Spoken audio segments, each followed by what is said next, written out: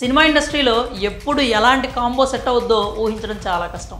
Star material అనేది ఎంత key point అయినా కూడా సక్సెస్ రేట్ అనేది ఎంత కీలకమైన కొన్నిసార్లు పరిస్థితులకు తగ్గట్టు పోక తప్పదు. ఇప్పుడు ఇలాంటి సిచ్యువేషన్ కారణంగానే బోయపాటి విజయ్ దేవరకొండ కాంబో సెట్ కాబోతోందా అంటే అవుననే సమాధానం వినిపిస్తోంది. ఫ్యామిలీ స్టార్తో బిజీగా ఉన్న రౌడీ హీరోకి తనదైన మార్క్తో మాస్ మసాలా లైన్ సిద్ధం చేశాడట బోయపాటి. ఇంకొన్ని రోజుల్లో హీరోకి నెరేషన్ ఇవ్వబోతున్నట్లు టాక్. ఆల్మోస్ట్ ఈ కాంబో సెట్ అయిపోయింది, నెరేషన్ జస్ట్ ఫార్మాలిటీకి మాత్రమే అన్న కామెంట్స్ కూడా వినిపిస్తున్నాయి. అయితే అసలు ఏమాత్రం ఊహించని ఈ కాంబో సెట్ కావడం వెనుక చాలానే ప్రయాణం నడిచింది. సరైనోడు తర్వాత బోయపాటి డేట్స్ లాక్స్ చేసుకుంది గీతా ఆర్ట్స్. పుష్ప తర్వాత మా సినిమా చేయాలన్నది అప్పటి ప్లాన్.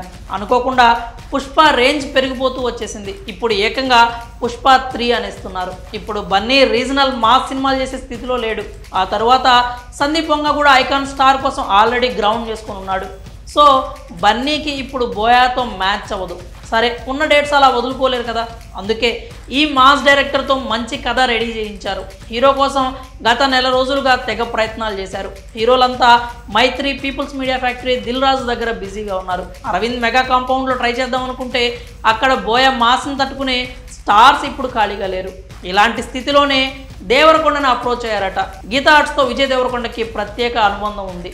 కెరీర్ స్టార్టింగ్లో గీతా గోవిందం ఇచ్చి లైఫ్ సెటిల్ చేసిన విశ్వాసం అది. పైగా ఆ బ్యానర్ కూడా విజయ్కి ముందు నుండి మంచి ఇంపార్టెన్స్ ఇస్తూనే ఉంది. గతంలోనే ఓ ప్రాజెక్ట్ చేయాల్సి ఉన్నా అది మెటీరియలైజ్ కాలేదు. సో ఇప్పుడు ఆ ఛాన్స్ వచ్చింది. విజయ్ ఎలాగో ఫ్యామిలీ స్టార్ తర్వాత ఓ మాస్ సినిమా చేయాలి. మాస్ కావాలంటే బోయపాటిని మించిన ఆప్షనే ఉంటుంది. సో కొన్ని రోజుల్లోనే అఫీషియల్ అనౌన్స్మెంట్ వచ్చినా ఆశ్చర్యపోవాల్సిన అవసరం లేదు. మరి ఈ రేర్ కాంబో కలిస్తే రిజల్ట్ ఎలా ఉంటుంది? మీ అభిప్రాయాలని కామెంట్స్ రూపంలో తెలియజేయండి.